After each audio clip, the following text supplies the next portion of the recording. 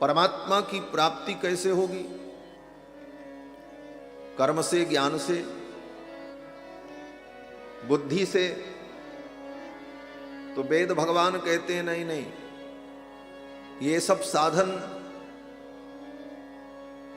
तुम्हारे संस्कार को ठीक कर सकते हैं, तुम्हें प्रेरणा दे सकते हैं, लेकिन जहां तक भगवत प्राप्ति की बात है, भगवत प्राप्ति तो तब होती है जब भगवान का जीव वर्ण करे और जीव कर्तृक वर्ण को देख करके परमात्मा उस जीव का वर्ण करे। इसीलिए वेद भगवान कहते हैं कि नायमात्मा प्रवचनेन लभ्यः, वो परमात्मा प्रवचन से नहीं मिलता है। आप कहोगे महाराज तब ये सब सारी व्यवस्था बेकार, ये बड़े बड़े प्रवचन क्यों होते हैं? नायमात्मा प्रवचनेन लभ्यः, वैसे तो वहां पर प्रवचन का अर्थ स्वशाखा अध्ययन, स्वशाखा अपनी अपनी शाखा के वेद का और तत्संबंधी ग्रंथों का अध्ययन श्रवण से तात्पर्य है।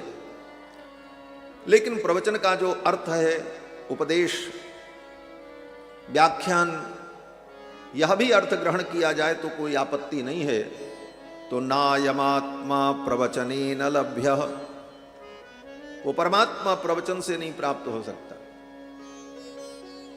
प्रवचन से परमात्मा को पाने की सही विधि का ज्ञान तो हो सकता है, लेकिन प्रवचन से भगवान मिले ये कोई जरूरी नहीं। बाकी सब कुछ प्रवचन से मिल सकता है। प्रवचन से दुनिया का ऐश्वर्य मिल सकता है, सारी दुनिया आपकी अनुयायी बन सकती है, बड़े बड़े ऐश्वर्य प्रकट किए जा सकते हैं प्रवचन से, और होते हैं, और आपने देखा भी है संसार। लेकिन भगवान की प्राप्ति हो इसकी गारंटी नहीं। नायमात्मा प्रवचनेन लभ्यः न मेधया न बहुना श्रुतेन, बहुत बुद्धि से, बहुत मेधा से भी परमात्मा नहीं मिलते। न बहुना श्रुतेन, हम बहुत सुन लें, रात दिन सुनते ही रहें, बहुत श्रुत हो जाएं तो भगवान मिलेंगे, इसकी कोई गारंटी नहीं। बहुत श्रुत होना अच्छी बात है, जो बहुत सुनता है उसे बहुत कुछ मिलता है, और सुनना चाहिए, और बड़ी ही सावधानी से और धैर्य से सुनना चाहिए। बहुत सुनने वाला ही बहुत कुछ पाता है, परंतु बहुत श्रुत होकर परमात्मा को पालें इसकी गारंटी नहीं। हां, कभी कभी ऐसा भी होता है कि बहुत सुनने वाला फिर कुछ नहीं करता। कथा सुनते सुनते व्यक्ति कथा प्रूफ हो जाता है, जैसे वाटर प्रूफ घड़ी होती है, पानी में डालो कोई असर नहीं। ऐसे बहुत कथा सुनते सुनते कुछ लोग ऐसे हो जाते हैं महाराज कि फिर उनको लगता है ऐसे ही सुन लेना चाहिए, बस करना कुछ नहीं चाहिए। तो ऐसा नहीं, बहुत श्रुत होना और बहुत श्रुत होकर के बहुत चीजों को जानना अच्छी बात है, लेकिन भगवान की प्राप्ति बहुत सुनने से भी नहीं। तब वेद भगवान ने कहा कि यमे वैष वृणुते तेन लभ्यः, यमे वैष वृणुते तेन लभ्यः, यह जीवात्मा जब उस परमात्मा का वर्ण करेगा और उस वर्ण को देखकर भगवान भी उसका वर्ण कर लेंगे, तब उसे परमात्मा की प्राप्ति है। इस मंत्र की व्याख्या में भगवान शंकराचार्य कहते हैं यमे वैष वृणुते तेन लभ्यः। भगवत्पाद शंकराचार्य की व्याख्या है कि जीवात्मा भगवान का वर्ण करे तब उसे परमात्मा की प्राप्ति होगी, और भगवान श्री रामानुजाचार्य उससे, उस व्याख्यान से 2 कदम आगे बढ़कर एक नया भाव रखते हैं कि जीव तो वर्ण करे, लेकिन जीव के वर्ण का कोई मूल्य नहीं है। जीव वर्ण करके बैठा रहे, परमात्मा अगर वर्ण नहीं करेगा तो क्या कर लोगे? परमात्मा कर्तृक वर्ण हो, लेकिन जरूरी यह है कि पहले जीव कर्तृक वर्ण हो, पहले जीव परमात्मा का वर्ण करे, तभी परमात्मा उसका वर्ण करेगा। लेकिन केवल जीव के वर्ण मात्र से परमात्मा की प्राप्ति नहीं होगी, अपितु परमात्मा के द्वारा उस जीव का जब वर्ण हो जाएगा तब वह जीव परमात्मा को प्राप्त कर लेगा। यमे वैश प्रणुते तेन लभ्या। तो प्रश्न हुआ कि वो परमात्मा हमारा वर्ण कब करेगा? हम तो वर्ण करके बैठे हैं, हमने तो वर्ण कर लिया, लेकिन वो मेरा वर्ण कब करेंगे? तो भगवान श्री रामानुजाचार्य कहते हैं वर्ण किया किसका जाता है, पहले तो यहां विचार करो। तो भगवत पाद कहते हैं कि प्रियतम ही वर्णीयो भवति। प्रियतम का वर्ण होता है, प्रियतम का वर्ण किया जाता है। जब हम भगवान को अपना प्रियतम मान लेंगे तब भगवान भी हमको प्रियतम मानेंगे और हमारा वर्ण करेंगे। तब हमारे अंदर प्रियतमत्व आ जाएगा, तब भगवान हमारा वर्ण कर लेंगे। यही भगवत कर्तृक वर्ण है। इसी श्रुति के तात्पर्य को गोस्वामी तुलसीदास जी महाराज एक चौपाई में वर्णन करते हैं कि सोई जानई जेहि देहु जनाई और जानत तुम ही हो जाए। सोई जानई जेहि देहु जनाई, सोई जानई जेहि देहु जनाई, जानत तुम ही हो जाई, जानत तुम ही हो जाई। सोई जानई जेहि देहु जनाई, सोई जानई जेहि देहु जनाई, सोई जानई जेहि, सोई जानई जेहि, सोई जानई जेहि देहु जनाई। वही जान सकता है जिसको भगवान अपने स्वरूप का ज्ञान करा दे, जना दे। और ये कैसे संभव है? तो तुम्हारी कृपा तुम ही रघुनंदन, जानहि भगत भगत उर चंदन। भगवान की कृपा के बिना भगवान को नहीं जाना जा सकता। तो भगवान का हम वर्ण करें, और वर्ण करने के योग्य भगवान हैं। श्रुति ने वर्णीय परमात्मा को कहा, इसीलिए गायत्री मंत्र में जो वरेण्य शब्द है वो परमात्मा का संकेत करता है। उस वरेण्य परमात्मा का हम वर्ण करें, और वो परमात्मा हमारी धी को, हमारी बुद्धि को प्रेरित करें, ऐसी प्रेरणा दें कि मैं उनका वर्ण करूं। माया का वर्ण, संसार का वर्ण, भोग और विषय का वर्ण मैं न करूं, अपितु मैं भगवान का वर्ण करूं, ऐसी बुद्धि भगवान हमें दे।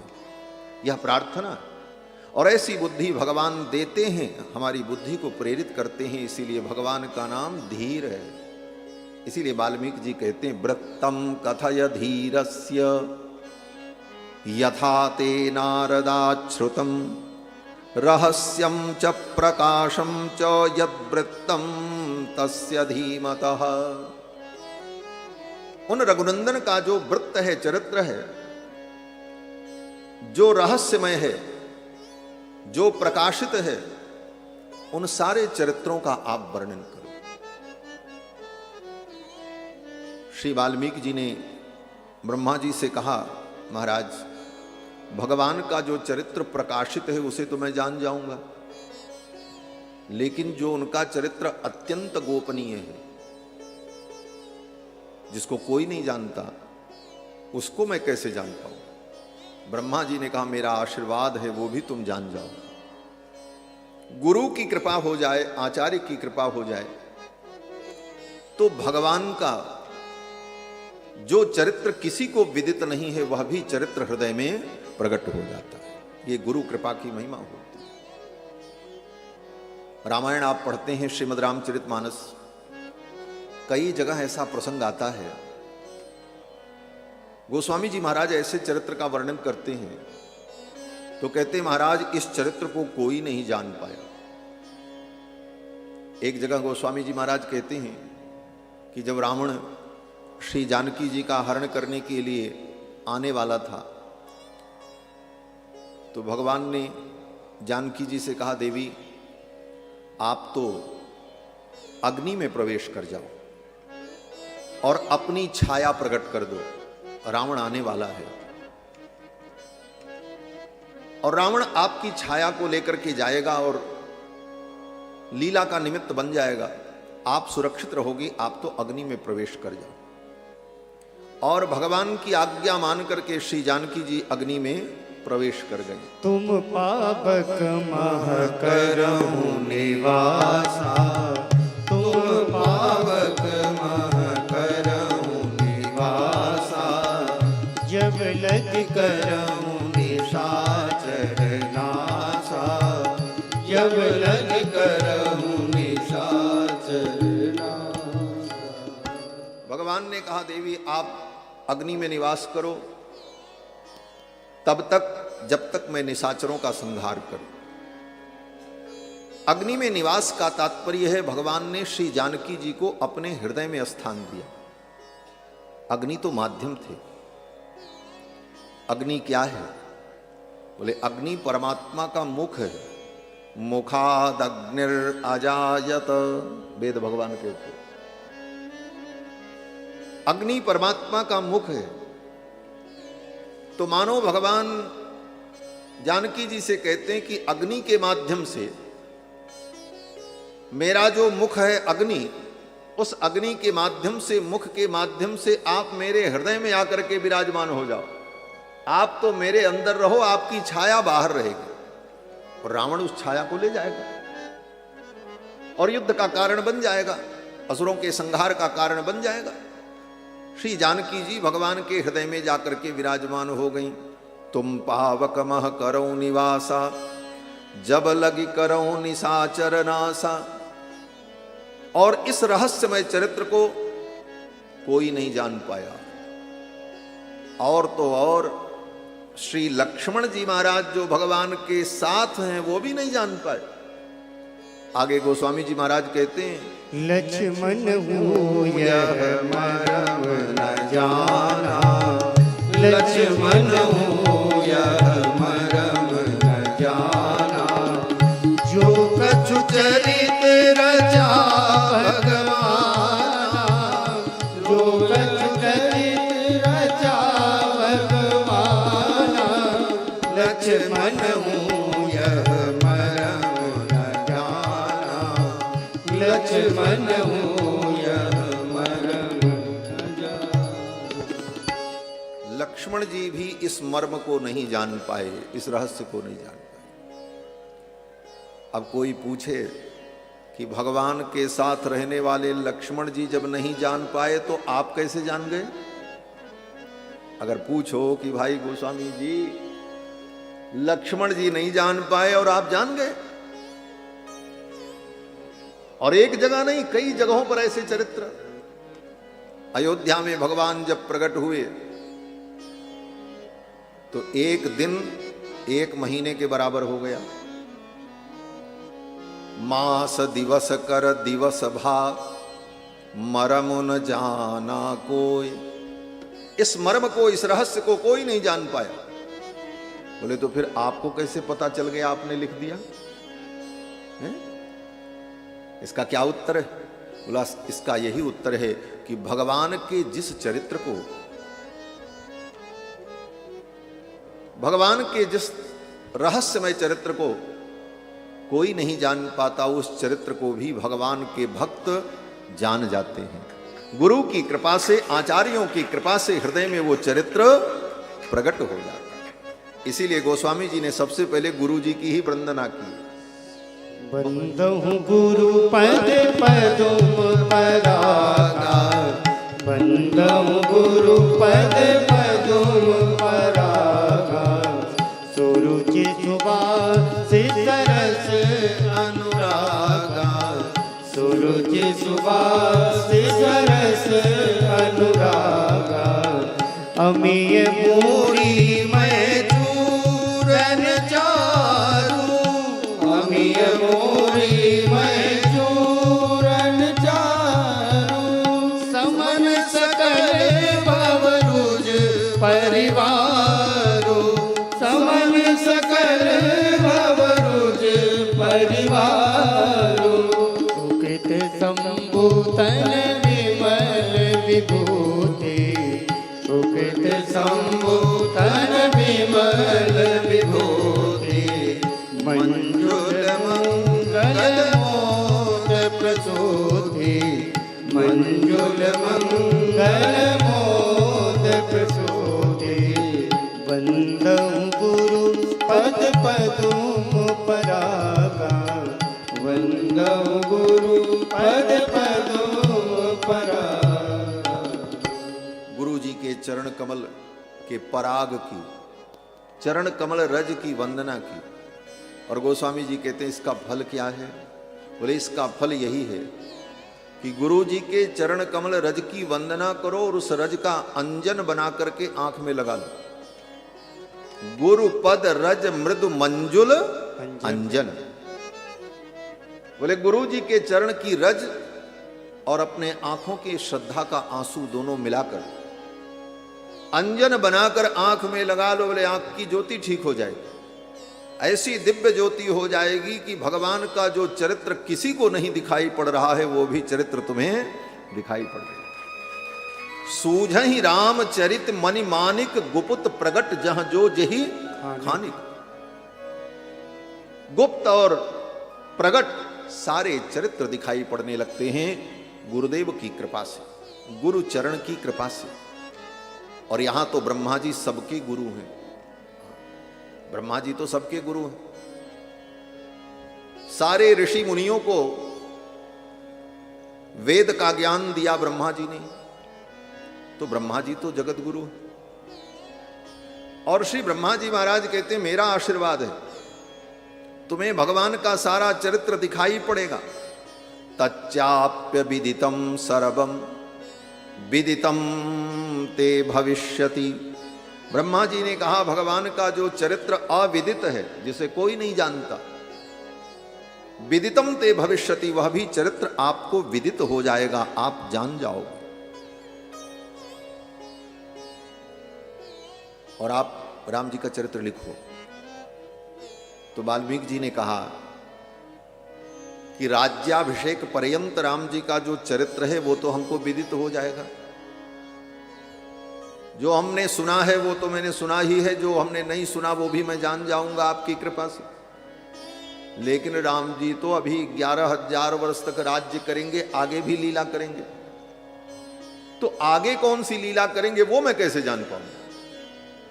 वो तो लीला अभी हुई ही नहीं, उसका मैं कैसे वर्णन करूंगा रामायण में?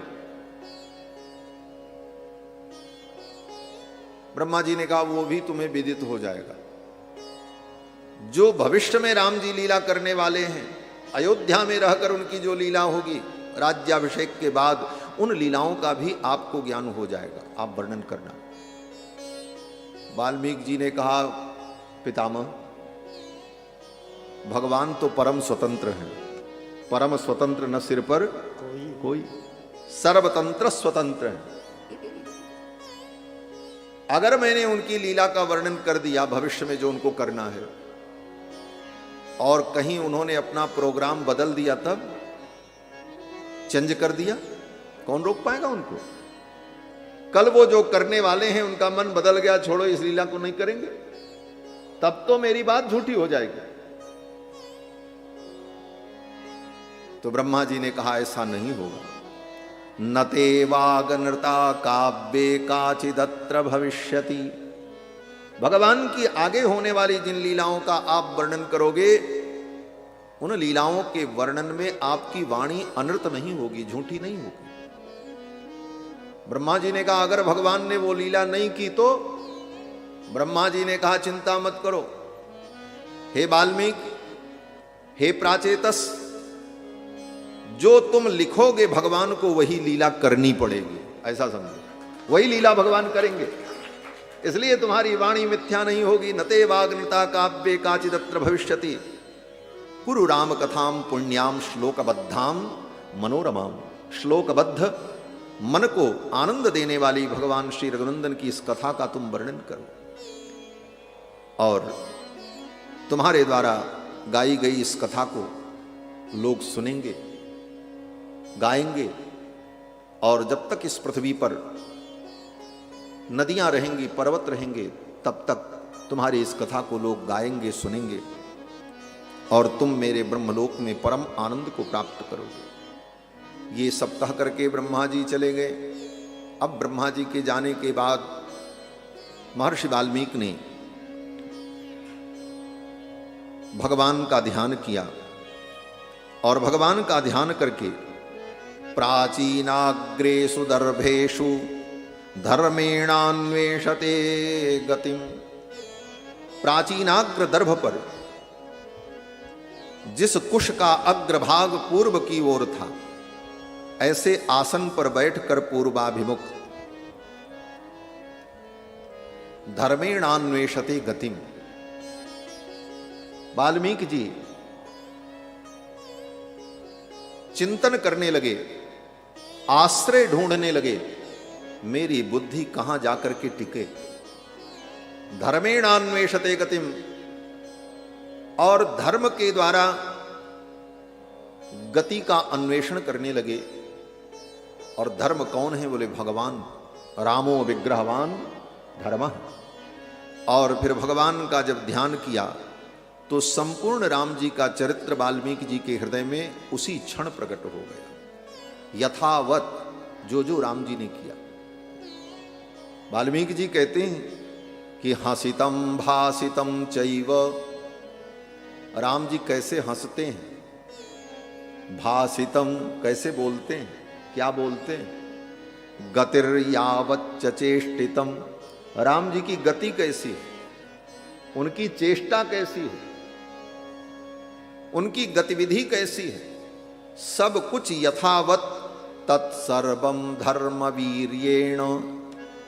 इन सब चीजों को, भगवान के संपूर्ण चरित्र को धर्मवीर्येण, भगवान की ही कृपा से, धर्म का मतलब भगवान, भगवान की ही कृपा से यथावत संप्रपश्यति, सब कुछ राम जी के चरित्र को, संपूर्ण राम चरित्र को वाल्मीकि जी ने प्रपश्यति देखा, सुना नहीं। सुना तो नारद जी से और संक्षेप में सुना, और महिमा ब्रह्मा जी से सुनी, लेकिन जब ध्यान किया तो राम जी के संपूर्ण चरित्र को देखा वाल्मीकि। ये देखा कहने का तात्पर्य यह है कि वाल्मीकि जी भगवान श्री राम के चरित्र के दृष्टा हैं। क्या है? दृष्टा। और जो दृष्टा होता है वही ऋषि होता है। ऋषयो मंत्र दृष्टारः, जो मंत्र के दृष्टा हैं वही तो ऋषि। और रामायण तो वेद के समान है। कल की कथा में मैंने निवेदन किया था, पुण्यम वेदैश्च सम्मितम। और वेद की विशेषता क्या है? बोले वेद की कोई रचना नहीं करता, वेद का ऋषियों के द्वारा दर्शन होता है। ऋषि